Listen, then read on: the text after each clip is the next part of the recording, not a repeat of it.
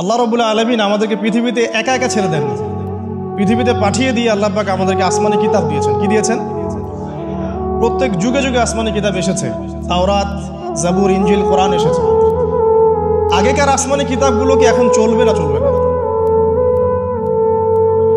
আগেকার আসমানি কিতাবগুলো কি এখন চলবে না চলবে না? যখন থেকে নবী মুহাম্মদ সাল্লাল্লাহু আলাইহি ওয়াসাল্লাম নবী হয়েছেন এবং তার উপরে কোরআন নাজিল হয়েছে, এখান থেকে নিয়ে কিয়ামত পর্যন্ত অন্য কোনো আসমানি কিতাব কেউ মানলে কি চলবে না চলবে না? এ বিষয়ে নবী সাল্লাল্লাহু আলাইহি ওয়াসাল্লামের একটা হাদিস বলি, তারপর সামনে যাই।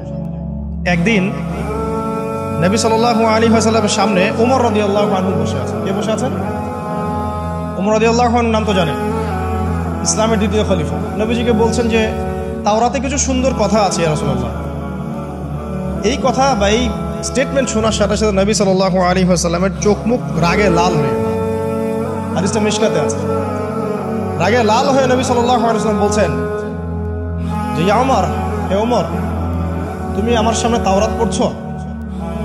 জেনে রাখো, লাউ কানা মূসা হাইয়ান, যদি মূসা আলাইহিস সালাম এখন জীবিত থাকতো। তাওরাত কার উপর নাজিল হয়েছে?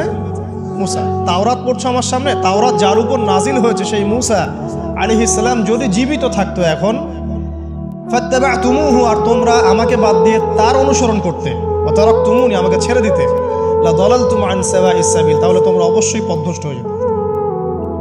তাওরাত পড়ছো, এখন যদি মূসা আলাইহিস সালামও জীবিত থাকতো আর তোমরা আমাকে বাদ দিয়ে নবী মূসার অনুসরণ করা শুরু করতে, তোমরা অবশ্যই জাহান্নামী হয়ে যেতে। লাউ কানা মূসা হাইয়ান, যদি মূসাও জীবিত থাকতো এখন, আবার যদি জীবিত করা হয় আলাইহিস সালাম, লাত্তাবানি, অবশ্যই তাকে আমার অনুসরণ করতে হবে। এটা কি বুঝতে পারছেন? এই কারণে শেষ জামানা যখন ঈসা ইবনে মারইয়াম আসবেন, তিনি নতুন কোনো শরীয়ত নিয়ে আসবেন না। কি নিয়ে আসবেন? তিনি মুহাম্মদ সাল্লাল্লাহু আলাইহি ওয়াসাল্লামের অনুকরণ রূপেই পৃথিবীতে আসবেন ইনশাআল্লাহ।